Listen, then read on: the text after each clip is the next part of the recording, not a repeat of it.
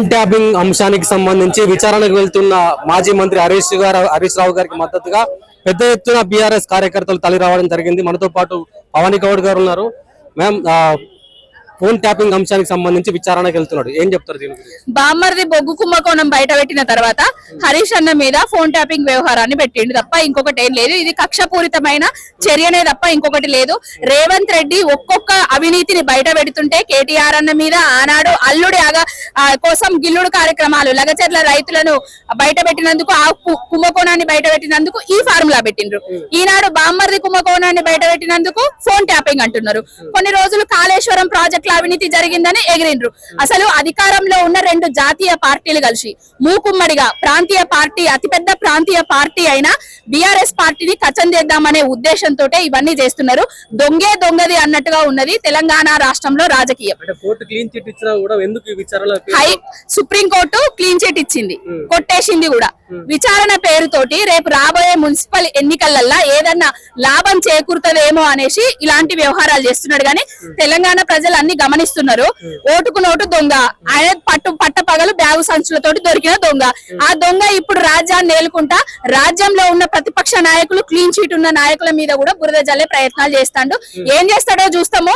ఏది చేసినా కూడా రేపు రాబోయే రోజులల్లా రేవంత్ రెడ్డికి, కాంగ్రెస్ పార్టీకి కర్రు కాల్చి వాత పెడతారు. ఆయన కాంగ్రెస్ పార్టీ బొంద పెట్టినా కూడా రేవంత్ రెడ్డికి వచ్చే నష్టమేం లేదు. బీజేపీ తోటి కూడా రహస్య పొత్తులల్లు ఉన్నాడు.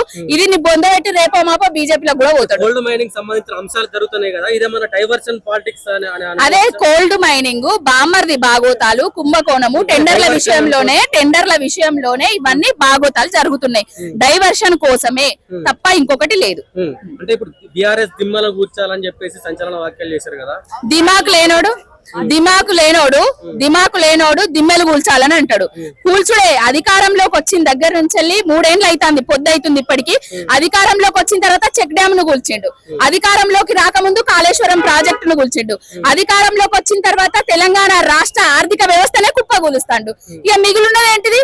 బీఆర్ఎస్ ఏదన్నా బయటకు వస్తే కేసీఆర్ గారు కృష్ణా జలాలు బాబు కంట పెడితే ఆయన బయటకు వచ్చి మాట్లాడుతున్నాడు కదా. బీఆర్ఎస్ వాళ్ళే కనబడుతున్నారు కదా. దిమ్మెలు కూల్చాలనేసి రెచ్చగొడతాడు టీడీపీలను. అసలు తెలంగాణలో టీడీపీ పార్టీని బొందబెట్టిందే రేవంత్ రెడ్డి. ఎన్టీఆర్ గారు అన్నగారు ఎక్కడున్నారో పాప ఆయన ఆత్మ ఘోషిస్తుంది కావచ్చు, క్షోభిస్తుంది కావచ్చు ఇట్లాంటి లంగలను, దొంగలను రాజకీయ నాయకులకు చేసినందుకు. ఎందుకంటే ఆయన ఒక విలువలతో కూడిన రాజకీయాలు చేసిండు. కాంగ్రెస్ పార్టీకి అగనెక్స్ట్ గా టీడీపీ పార్టీని పెట్టిండు.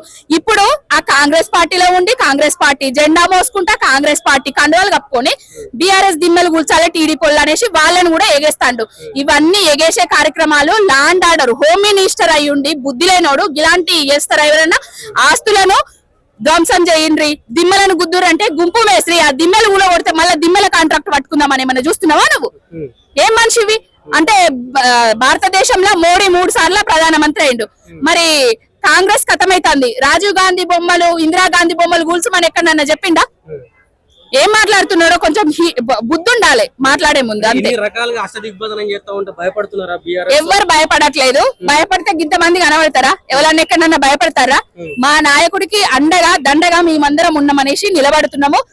అసలు బీఆర్ఎస్ పార్టీ సోషల్ మీడియాను చూసే రేవంత్ రెడ్డి తట్టుకోలేకపోతాడు. సభలు పెడతాడు, ఆ సోషల్ మీడియాలో పోస్టులు పెడతారు పోరగాళ్ళు అని అంటాడు. సోషల్ మీడియా దాటికే తట్టుకుంటలేడు. రేపు కేసీఆర్ గారు వచ్చి రాష్ట్రం అంతటా సభలు పెడితే నీ బండారాన్ని, నీ భాగవతాన్ని బయట పెడితే తట్టుకుంటావా? అంత దమ్మున్నదా, ధైర్యం ఉన్నదా? మా మాటికి కేసీఆర్ గారిని ఇరిగింది పడుకున్నాడు అంటున్నావు కదా. నువ్వు కూడా రేపు ముసలోడు అవుతావు, నీకు కూడా ఎరుగుతాయి. ఆపోజిషన్ కాదు, బీఆర్ఎస్ పార్టీని లేకుండా చేద్దామనే ప్రయత్నము. రెండు జాతీయ పార్టీలు అందరు కలిసి ఆడుతున్న నాటకాలు. చంద్రబాబు నాయుడు చెప్తూనే ఉంటాడు కదా, నేను ప్రతిపక్షానికి అవకాశాలు ఇస్తున్నా, వాళ్ళు చెప్పింది వినడానికి నేను వాళ్ళ సహకారం తీసుకుంటా, వాళ్ళని అడుగుతా ఏ విషయమైనా అని చెప్పేసి అంటున్నాడు కదా. మొన్న అసెంబ్లీ చూసిండ్రు కదా, వాళ్ళ ప్రభుత్వాన్ని పొగుడితేనేమో మైకులు ఇస్తారట. వాళ్ళ ప్రభుత్వం మీద మేమేదైతే ప్రశ్నిస్తామేమో ఆ వాటికి మైకులు ఇవ్వరంట. అట్లున్నది కథ. తెలంగాణ తల్లిని చూసి చెప్పండి అక్క, ఈ తెలంగాణ తల్లికి ఆ తెలంగాణ తల్లికి ఈ తెలంగాణ తల్లి బంగారు తెలంగాణ తల్లి. ఆ తెలంగాణ తల్లి రేవంత్ రెడ్డి పేద తెలంగాణను మార్చినాక వచ్చిన తెలంగాణ సోనియా గాంధీ తల్లి. అంతే తప్ప ఆ తెలంగాణ కాంగ్రెస్ తల్లిని పట్టుకొని మా తెలంగాణ తల్లి అంటే ఊరుకునేది లేదు. రేపు రాబోయే రోజులల్లా బీఆర్ఎస్ పార్టీ అధికారంలోకి రాబోతుంది.